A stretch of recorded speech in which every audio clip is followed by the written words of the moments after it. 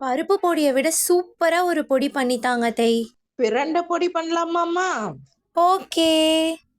First 150 gram அளவு பிரண்டை எடுத்து அதை தோல் உரிச்சிட்டு எண்ணெயில் லைட்டாக வறுத்தெடுத்துக்கலாம். அதை வெயிலில் 2 நாள் காய வச்சு எடுத்து வச்சுக்கலாம். இந்த மாதிரி நல்லா காஞ்சிருக்கணும். ஒரு பிரண்டை எடுத்து நம்ம உடைச்சோம் அப்படின்னா அது 2ஆக உடையிற அளவுக்கு நல்லா காஞ்சிருக்கணும். இதை இப்போ நம்ம தனியாக எடுத்து வச்சுக்கலாம். நெக்ஸ்ட்டு 200 ml டம்ளரில் 1 டம்ளர் உளுத்தம்பருப்பு எடுத்துக்கலாம், 1 டம்ளர் கடலப்பருப்பு எடுத்துக்கலாம், 1 டம்ளர் பொட்டுக்கடலை எடுத்துக்கலாம். நெக்ஸ்ட்டு 100 ml டம்ளரில் 1 டம்ளர் துவரம்பருப்பு எடுத்துக்கலாம், 1½ கை அளவு கருவேப்பிலை எடுத்துக்கலாம், 20 வரமிளகாய் எடுத்து வச்சுக்கலாம்.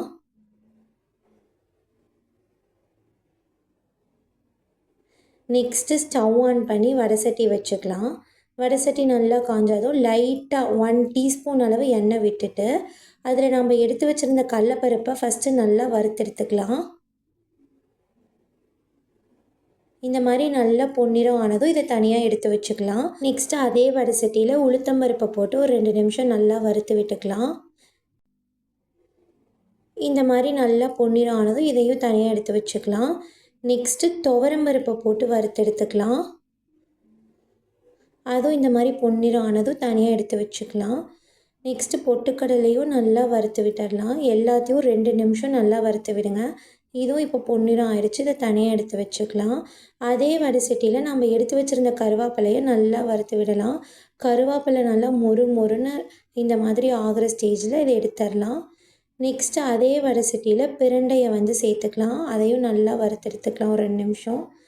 நெக்ஸ்ட்டு வரமிளகா சேர்த்து வறுத்தெடுத்து தனியாக வச்சுக்கலாம். இதெல்லாம் நல்லா ஆறுனதும் ஒரு மிக்சர் ஜாரில் நம்ம வறுத்து வச்சுருந்த கடலப்பருப்பை சேர்த்து நல்லா நைஸாக பவுடர் மாதிரி அரைச்சி எடுத்துக்கலாம். இதை ஒரு பாத்திரத்தில் போட்டுக்கலாம். நெக்ஸ்ட்டு நம்ம வறுத்து வச்சுருந்த உளுத்தம்பருப்பை எடுத்து அதையும் நல்லா பவுடர் மாதிரி அரைச்சி எடுத்துக்கலாம். அதையும் அதே பாத்திரத்தில் போட்டுக்கலாம். நெக்ஸ்ட்டு துவரம்பருப்பு அதே மாதிரி பவுடராக அரைச்சி எடுத்துக்கலாம். இதையும் அதே பாத்திரத்தில் போட்டுக்கலாம். நெக்ஸ்ட்டு பொட்டுக்கடலை அதையும் நல்லா நைஸாக பவுடர் மாதிரி அரைச்சி எடுத்து அதையும் நம்ம அதே பாத்திரத்தில் சேர்த்துக்கலாம். நெக்ஸ்ட்டு நம்ம வறுத்து வச்சுருந்த வரமிளகாயும் சேர்த்து இந்த மாதிரி அரைச்சிக்கலாம். இது கூடவே நம்ம வறுத்து வச்சுருந்த பிரண்டையும் சேர்த்து அரைச்சி எடுத்துக்கலாம். இது கூட 1 டேபிள் ஸ்பூன் அளவு கல்லுப்பு போட்டு நம்ம அரைச்சி இந்த மாதிரி எடுத்து வச்சுக்கலாம். இந்த மாதிரி பிரண்டையெல்லாம் நல்லா நைஸாக பவுடராக இருக்கணும். இது கூடவே நம்ம கருவேப்பிலையும் சேர்த்து நல்லா பவுடராக அரைச்சி எடுத்துக்கலாம். இது கூட நம்ம 2 டேபிள் ஸ்பூன் அளவு பெருங்காயத்தூள் சேர்த்து இதை மறுபடியும் நம்ம அரைச்சி எடுத்துக்கலாம். இந்த மாதிரி எல்லாம் சேர்ந்து நல்லா பவுடராக இருக்கும்.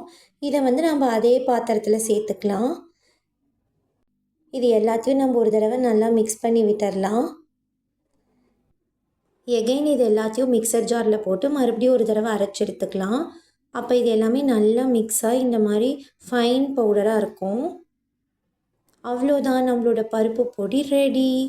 சுட சுட சாப்பாட்டுக்கு அப்படியே 2 டேபிள் ஸ்பூன் பருப்பு பொடி போட்டு அது கூட 1 டீஸ்பூன் நெய் ஊற்றி அப்படியே பிசைஞ்சு எடுத்து உருண்டை பிடிச்சி வச்சு சாப்பிட்டு பாருங்கள். சும்மா சூப்பராக இருக்கும். ட்ரை பண்ணி பார்த்துட்டு சொல்லுங்கள். இன்னும் பல சமையல் ரெசிபீஸ் பார்க்க நம்ம சேனலை சப்ஸ்கிரைப் பண்ணிக்கோங்க. பக்கத்தில் இருக்க பெல் ஐக்கானை கிளிக் பண்ணிக்கோங்க. Until then, stay tuned. Bye bye.